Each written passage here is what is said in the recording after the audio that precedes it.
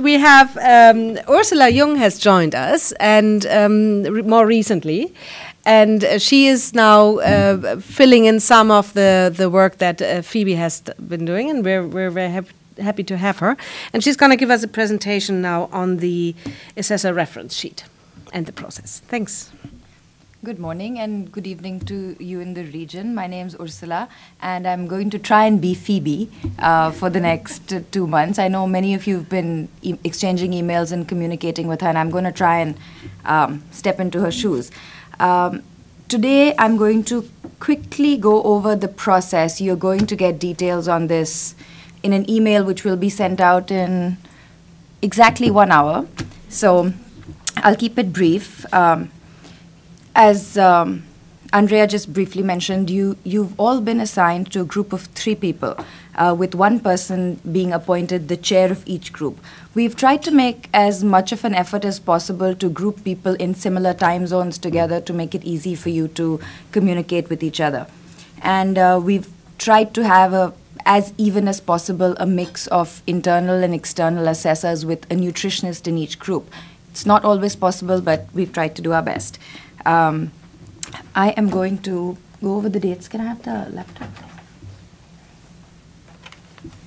I'm going to quickly go over the important dates, which are all set in stone and completely non-negotiable. So today you will, at the end of this session, Shailendra will send to each one of you your packets. This will have details for you to log into the website. It will have guidelines on ranking and scoring. It has a how-to manual, and it also has an offline assessor sheet which you can print out and use before you input your stuff online. By May 21st, each ranking and your comments have to be entered into the data system. Somebody asked us yesterday what May 21st means. It's close of business, Washington, D.C. So it's 5 p.m. D.C. time, May 21st. The chair of the group then has 2 weeks to convene a meeting.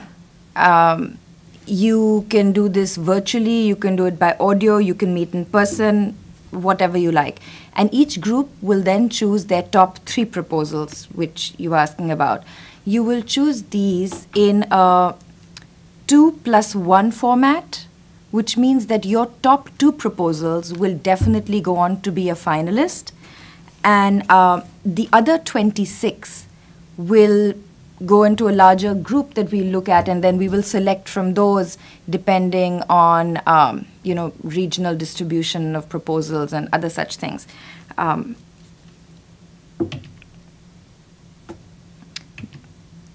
June 8th, let me not forget to mention one more responsibility for the chair of the group, which is that the chair of the group must input these results into the system. The system automatically will then grade, rank, show us the top few.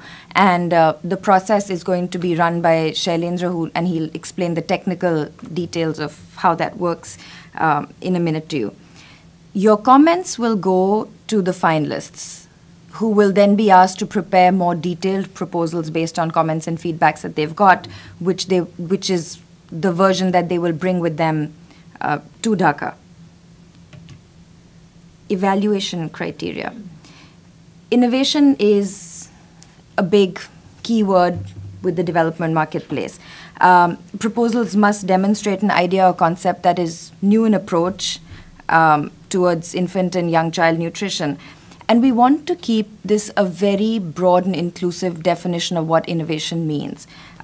It could mean a new product, a new technology, a new beneficiary group, a new way of harnessing an old technology, a new geographical area that's not previously had work done on nutrition before.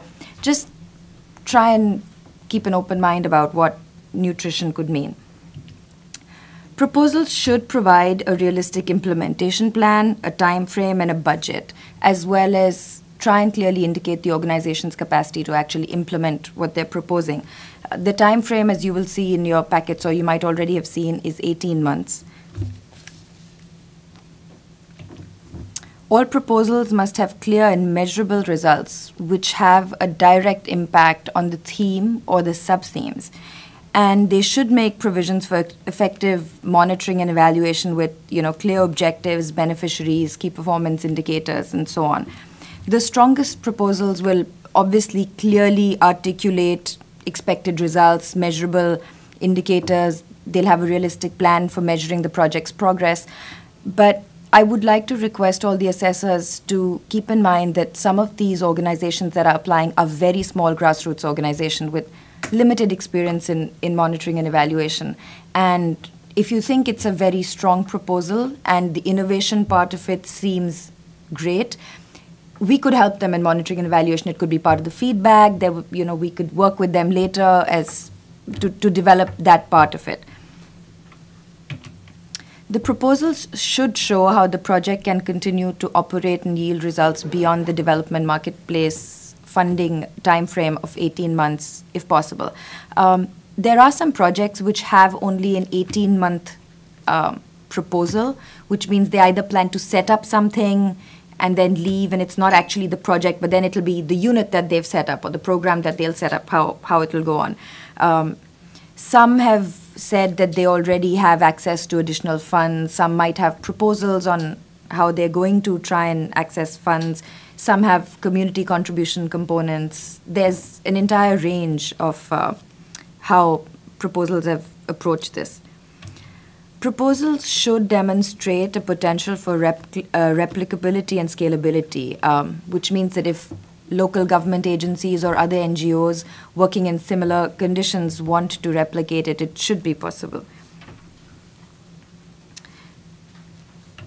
Scoring is on a numerical scale 1 through 10, with 1 being poor and 10 being excellent. So, for example, under the innovation category, if the proposal is talking about doing something that you've seen before, heard before, it's really common, that would be a 1.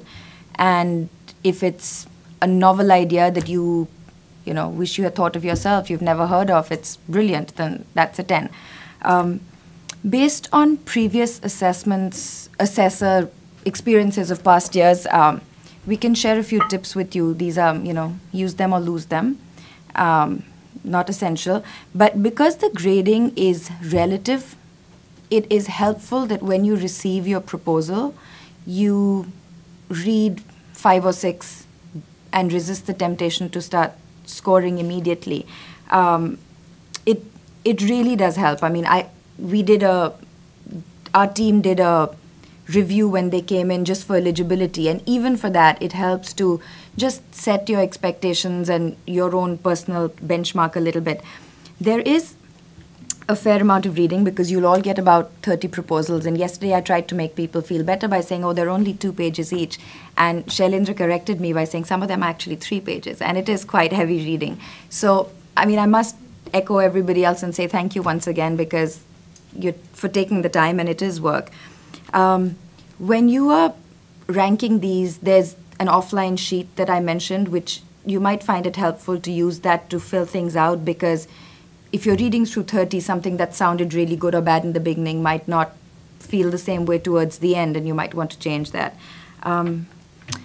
If you have any questions along this process, for technical support, there's Shailendra. You have his email in the packet you're getting.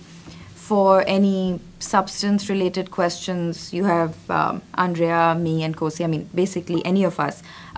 Elfie, who said that she will respond promptly. She probably is the only one who will out of all of us. And additional information, of course, on themes, sub-themes, the basic objective of the development marketplace. If you want to reference this again, you can go to the development marketplace website. And that's it. Thank you. Yeah, thank you very much.